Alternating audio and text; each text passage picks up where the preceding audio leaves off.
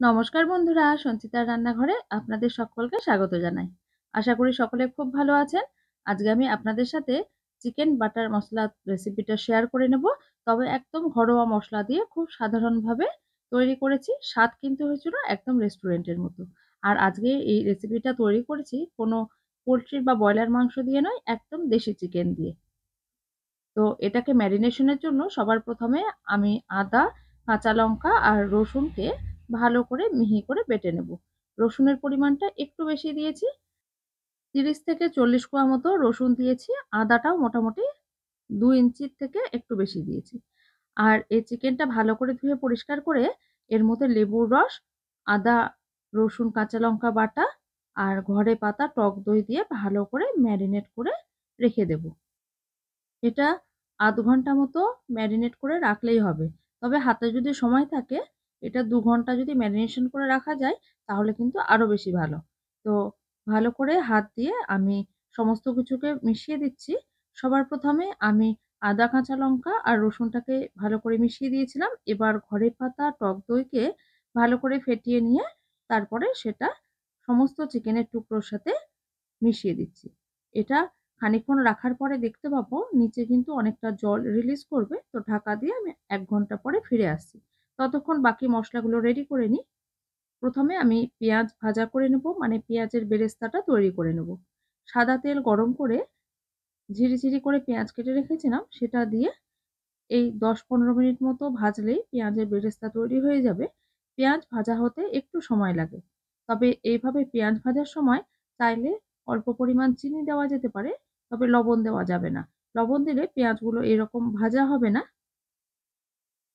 চিকেনের অনেকগুলো রেসিপিতেই আমি পেঁয়াজের বেরেস্তাটা ব্যবহার করে থাকি, যার ফলে স্বাদ কিন্তু অনেক বেশি ভালো হয়।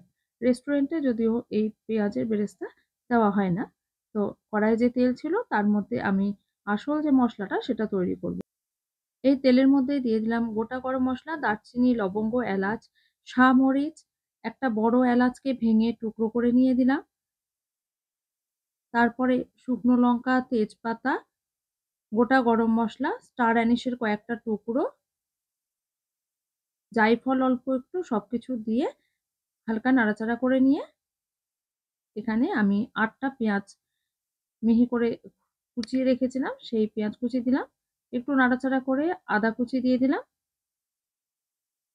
তারপরে আমি রসুনের কোয়া দিয়ে দিলাম। রসুনের কোয়া আমি ওই 40-45টা মতোই দিয়েছি। খুব ভালো করে এই মশলাটা আমাদের রেডি করতে হবে, কারণ এটাই কিন্তু চিকেন বাটার মশলার আসল মশলা। ভালো করে সবকিছুকে মাঝে মাঝে মিশিয়ে নিতে হবে। 5 মিনিট মতো নাড়াচাড়া করার পর টমেটো দিয়ে দিলাম। টমেটোর পরিমাণ একটু বেশি দিতে হবে। আমি যে বাটি মেপে পেঁয়াজ কুচি দিয়েছি, পেঁয়াজের থেকে দ্বিগুণ পরিমাণ কিন্তু টমেটো দিয়েছি। টমেটোগুলো সফট হওয়া পর্যন্ত একটু অপেক্ষা করতে হবে, তাই আমি ঢাকা দিয়ে দিলাম। সামান্য লবণও দিয়ে দিয়েছিলাম।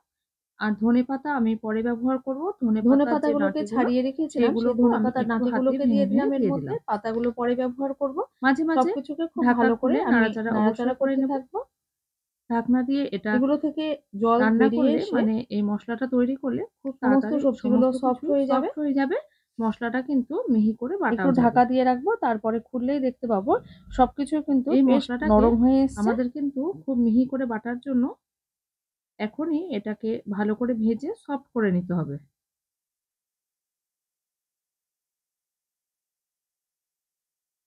দেখুন, এর সমস্ত কিছুই ভালো মতো নরম হয়ে এসছে।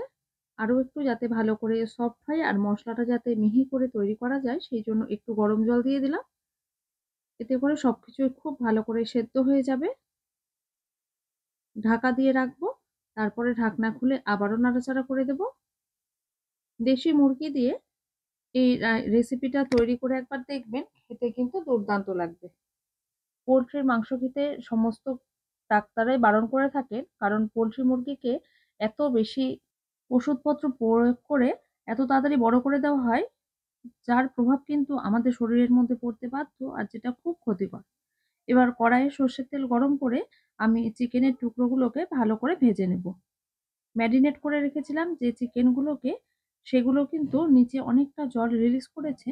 তাই বাটির উপরের দিকে যে চিকেনের টুকরোগুলো ছিল সেগুলোকে আমি ভেজে নিচ্ছি। এটা এদিকে লাল লাল করে ভেজে নেব।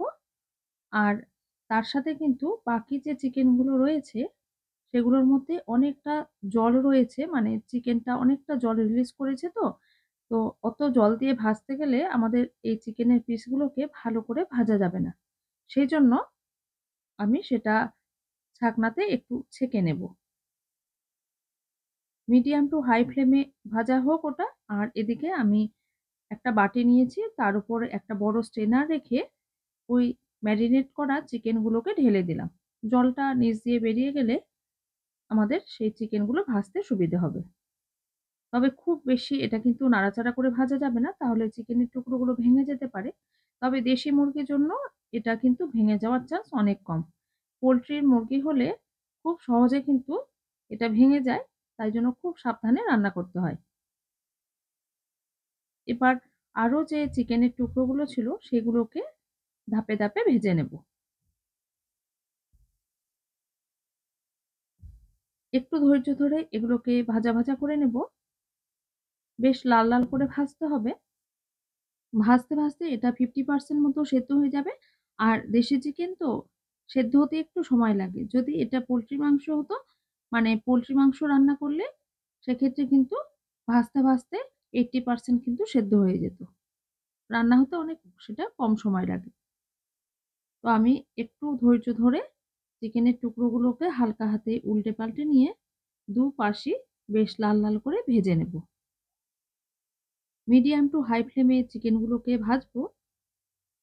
এভাবে ভাজতে ভাজতে কিন্তু দেখতে পাবো যে নিচের দিকে কড়াইয়ের অনেকটা অংশ কালো হয়ে গেছে। তবে সেটার কোনো সমস্যা হবে না বা স্বাদের কিন্তু কোনো ডিস্টার্ব করবে না। ততক্ষণ আমি এদিকে যে মশলাটা ভেজে রেখেছিলাম সেটা বেশ ঠান্ডা হয়ে গেছে। এবার মিক্সার গ্রাইন্ডারে দিয়ে এটাকে মিহি করে বেটে নেব।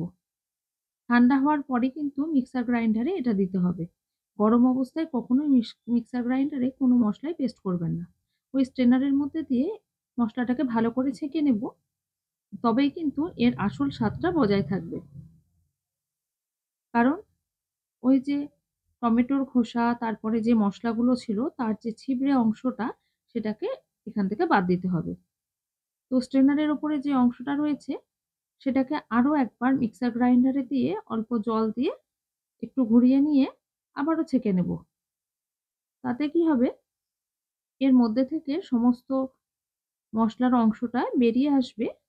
আমাদের এই মসলাটা মোটামুটি রেডি হলো, তবে জলের পরিমাণ একটু বেশি হয়ে গেছে। চিকেন বাটার মসলা, বাটার কিন্তু মেন ইনগ্রেডিয়েন্ট, সেই জন্য বাটারের পরিমাণটা একটু বেশি দিয়েছি। আর আমি তেল ব্যবহার করব না, চাইলে কিন্তু সাদা তেল আর বাটার অর্ধেক অর্ধেক পরিমাণে দিতে পারেন। বাটারটা খুব তাড়াতাড়ি মেল্ট হয়ে যাবে। এবার এর মধ্যে ওই রেডি করা মশলাটা দিয়ে দেব। এই মশলাটাকে কিন্তু খুব ভালো করে কষাতে হবে। জলের পরিমাণটা যেহেতু অনেকটাই বেশি, তাই জন্য জল শুকোতে অনেক সময় লেগে গেছিল আমার। এটা জলটা শুকুক আর এদিকে আমি 30টা মতো কাজু বাদামকে মিহি করে পেস্ট করে নেব।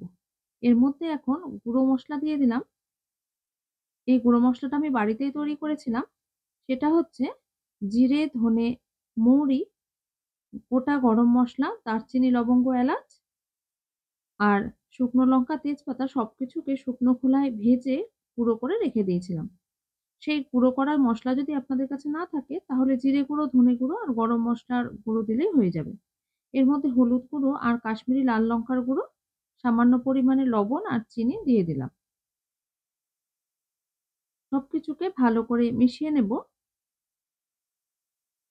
এই জলের পরিমাণটা অনেকটা কমে গেছে। এবার দেখুন জল পুরোপুরি শুকিয়ে গেছে আর মসলাটা কিন্তু তেল ছাড়তে শুরু করে দিয়েছে। এই পর্যায়ে এর মধ্যে দিয়ে দিলাম ধনেপাতা। ধনেপাতা অবশ্যই দেওয়ার চেষ্টা করবেন, স্বাদটা বেশ ভালো থাকবে। খুব সামান্য পরিমাণে লবণ আর চিনি এর আগে দিয়েছিলাম, আর দেব না। তো একটু টক দই দিয়ে দিলাম, এই 3-4 চামচ মতো দিলাম। আর কাসুরি মেথি ড্রাই রোস্ট করে হাত দিয়ে ভেঙে ভেঙে দিয়ে দিলাম। কাসুরি মেথি অবশ্যই দিতে হবে, টেস্টটা কিন্তু আনতে এটা অনেকটা হেল্প করবে।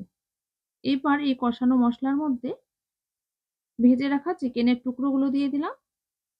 খুব ভালো করে সবকিছুকে মিশিয়ে নিচ্ছি চিকেনের সাথে। তারপরে আমাদেরকে এই যেহেতু এটা দেশি চিকেন সেদ্ধ করতে হবে, তো খুব বেশি সময় লাগবে না। এই ১০-১৫ মিনিটের মধ্যে রেডি হয়ে যাবে। গরম জল দিয়ে দিলাম। অবশ্যই গরম জল দেবেন। ঠান্ডা জল দিলে কিন্তু টেস্টটা একদম নষ্ট হয়ে যাবে। কয়েকটা কাঁচা লঙ্কাকে কাঁচি দিয়ে কেটে, কেটে দিচ্ছি, যাতে করে হাতে ঝাল না লাগে, আর কিছু না। এতে করে এর ফ্লেভারটাও বেশ ভালো হবে আর টেস্টটাও বেশ ভালো আসবে। ব্রয়লার মাংস হলে বা পোল্ট্রির মাংস হলে এটাকে আর আলাদা করে সেদ্ধ করতে হতো না, কষাতে, কষাতে রেডি হয়ে যেত। দেশি মুরগি একটু শক্ত, সেইজন্যই এই আলাদা করে এটাকে একটু সেদ্ধ করে নিতে হচ্ছে। ১০ মিনিটের মধ্যে এটা কিন্তু একদম রেডি হয়ে গেছে। দারুণ সুন্দর একটা ফ্লেভার বেরিয়ে আসছে। সবশেষে এর মধ্যে ওই ভেজে রাখা পেঁয়াজটা, মানে পেঁয়াজের বেরেস্তাটা মিশিয়ে দেব। এতে করে এই রান্নার স্বাদ কিন্তু অসাধারণ হবে।